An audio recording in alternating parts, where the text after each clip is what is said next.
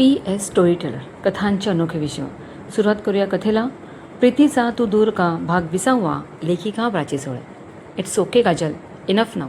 तो आला की त्याला भेटायला ऑफिसला जा आणि विचार सगळं, बोल त्याच्याशी. शेवटी ह्या प्रोजेक्टची हेड तू आहेस. अखिलेश म्हणाले, चल बाय, मला एक मीटिंग अटेंड करायची आहे. त्यांनी कॉल कट केला. अधिराज, माझ्यापासून लांब राहू नकोस. मग मला जवळ यावं लागेल. काजल हातातल्या मोबाईलकडे बघत होती. कथा पुढे सुरू. अधिराजने रिसॉर्टच्या पार्किंगमध्ये कार पार्क केली व सरळ त्याच्या रूममध्ये गेला. सकाळी नाश्ता केला तोच काय तो. आंघोळ करून फ्रेश झाल्यावर त्याला थोडी भूक लागली. आईने दिलेले ड्राय स्नॅक्स बाहेर काढून त्याने त्यावरच भागवले. हॉटेल स्टाफला त्रास देणं त्याला नको वाटलं. त्यांनाही आरामाची गरज असते.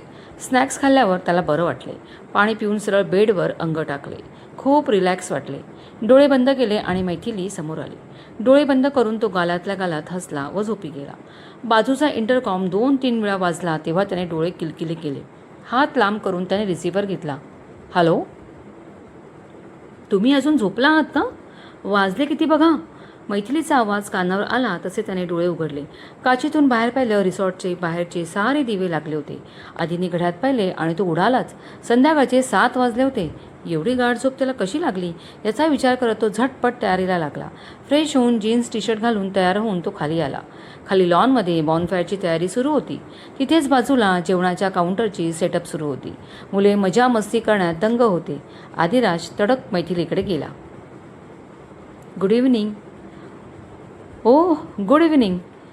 झोप एकदम गाढ लागली वाटतं. सॉरी, ॲक्च्युली सॉरी कशाला, साहजिकच आहे ते.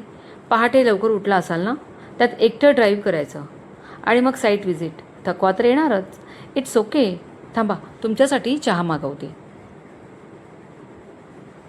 नको, राहू दे आता. 7 वाजून गेले. सो वॉट, 7च वाजलेत ना, 10 नाही. आम्हीही थोड्या वेळापूर्वी घेतला. असं म्हणून मैथिलीने तिथे उभ्या असलेल्या एका स्टाफला चहा आणायला सांगितला. थँक्स. का? नाही, काही नाही. आधीने सरळ बोलणं टाळलं.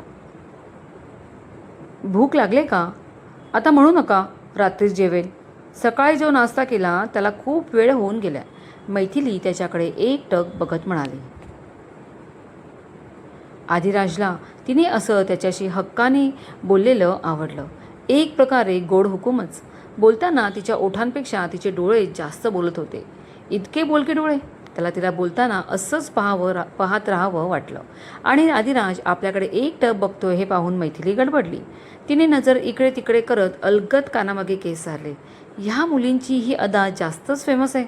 लाजल्या की सरळ बोटे केसात जातात आणि तिथून कानामागे. आदिराज आता जास्तच गुंतला. पण दोघांना या तंद्रीतून चहा घेऊन आलेल्या स्टाफने जागा केली. साहेब, चहा, तो म्हणाला आणि दोघे भानावर आले. आधीने थँक्स म्हणून चहाचा कप घेतला आणि त्याला 1 मिनिट म्हणून खिशात हात घालून 100ची नोट दिली. तो माणूस खुश झाला व आदिराजला धन्यवाद देऊन गेला. मैथिली हे बघत होती आणि तिच्या चेहऱ्यावर प्रश्नचिन्ह होते. तू विचार करत असशील ना, त्याला पैसे का दिले? तर सांगतो. तिला पुढे बोलू न देता तोच म्हणाला. आता सगळा स्टाफ रात्रीच्या जेवणात इथली बाकीची अरेंजमेंट करण्यात बिझी आहे. त्यांनी वेळेत चहा स्नॅक्स दिले तेव्हा मी नव्हतो आणि आता त्यांच्या कामात त्यांना चहा द्यायला लावलं. मान्य, हे त्यांचं काम आहे, पण त्यांची ही कामं ठरलेली असतात. त्यांनी घेतलेल्या एक्स्ट्रा मेहनतीचे मी छोटंसं थँक्स म्हटलं इतकंच. त्याचा चेहरा किती खुश झाला पाहिलंच ना, आधी म्हणाला. मैथिली तो काय सांगतो हे ऐकत होती आणि त्याच्या मनाचा मोठेपणा तिला आवडून गेला. आधीने चहा संपवला. लॉनच्या एका भागात खुर्च्या लावल्या होत्या. दुसऱ्या ठिकाणी बॉनफायरची तयारी केली होती. तिथे बाजूला जेवणाचे काउंटर लावले होते. सबनीस सर, 2 शिक्षक, 2 महिला कर्मचारी मुलांना घेऊन बसले होते. मैथिली व आदिराज तिकडे गेले. सो, सगळे रेडी आहात ना मस्त फन करायला? मैथिलीने मुलांना विचारले. येस टीचर, मुले एक सुरात ओरडली. ग्रेट. ज्यांना डान्स करायचा आहे, ज्यांना गाणी म्हणायची आहेत किंवा कुठले गेम तर खेळू शकता. आपल्याला आजची रात्र फुल मजा करायची आहे.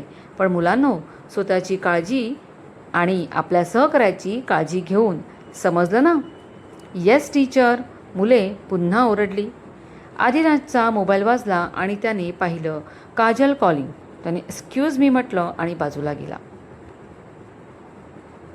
Hello, good evening Adiraj.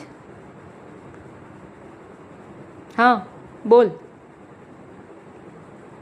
R you busy? No, बोल, काही काम होतं का? आदिराज वैतागला.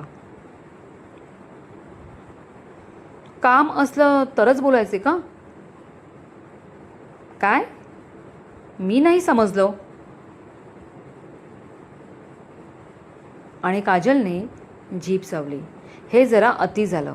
आतापासूनच ह्याच्याशी असे बोललो वागलो तर हा मला जराही भाव देणार नाही आणि माझ्याबद्दल आत्ताच निगेटिव्ह मत बनवेल. असं झालं तर काहीच होणार नाही. काजल, बी पेशन्स, तिने स्वतःलाच बजावले. हॅलो, आधीचा आवाज आला आणि ती सावरली. आय मीन, तुमची साईट व्हिजिट कशी झाली हे विचारायला कॉल केला. तुम्ही सकाळी बोलला नाहीत. आमची शिवापूरची साईट बघायला गेला होता. पप्पांनी सांगितले तेव्हा समजले. थोडं वाईट वाटले, बट इट्स ओके, काजल पडेल आवाजात म्हणाली. ही क्विक व्हिजिट आहे. ॲक्च्युली प्रोजेक्ट सुरू होईल तेव्हा कितीतरी वेळा जावं यावं लागेल. वाईट वाटण्यासारखं काय आहे?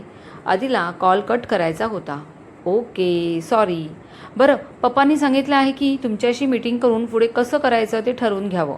तुम्ही उद्या असाल ना ऑफिसला? मी येईन मग, ती म्हणाली. उद्या नसणार मी ऑफिसला. आज इथेच स्टे केला आहे. उद्या दुपारी निघेन, रात्री घरी जाईन आणि परवा ऑफिसला असेल. आदिराजला तिचा चोंबडेपणा बिलकुल आवडला नाही. त्याने तुटकपणे म्हटलं, हो, ओके ओके, गॉट इट. मी परवा येईन. See you then, bye, take care, Kajal बोलली व तिने कॉल कट केला. आदिराजने सुस्कारा सोडला. भलतीच पाठी पडले, त्याच्या मनात आले.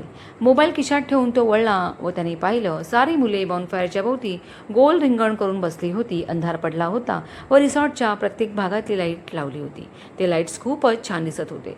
आदिराज तिथे गेला. मैथिली व सारे टीचर्स खाली गवतावर बसले होते. माहोल बनला होता. सुंदर सुरावटीची इंग्लिश धून लावली होती. हवेत हलकासा गारवा जाणवत होता. वातावरण छान झाले होते. आदिराजही त्यांच्यात जाऊन बसला. बॉनफायर पेटला होता. त्याच्यातून निघणाऱ्या केशरी पिवळ्या ज्वाळा थोडी ऊब निर्माण करत होत्या. आदिराजने मैथिलीकडे पाहिलं. कुठल्याशा आंतरिक प्रेरणेने तिचा चेहरा उजळलेला दिसत होता. तिची एक टक नजर त्या ज्वालांवर होती. मुलांनो, लेट्स स्टार्ट द गेम. पहिलं अंताक्षरी खेळू, ओके? आदिराज जोरात बोलला व सगळे त्याच्याकडे पाहू लागले. येस सर, येस सर, मुले आनंदाने टाळ्या पिटत ओरडली. आदिराजने त्यांना य हे अक्षर दिले आणि क्षणाचाही विलंब न करता मुले गाऊ लागली.